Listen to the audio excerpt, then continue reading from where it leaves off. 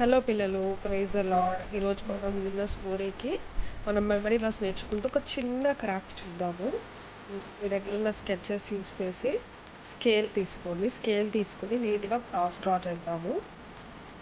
పిల్లలు ఇలా మీరు స్కేల్ తోటి నీట్గా క్రాస్ డ్రా చేసుకోండి. దాని తర్వాత మెమరీ వర్స్ ఏదైతే ఆ మెమరీ వర్స్ మనం రాసుకున్నాము.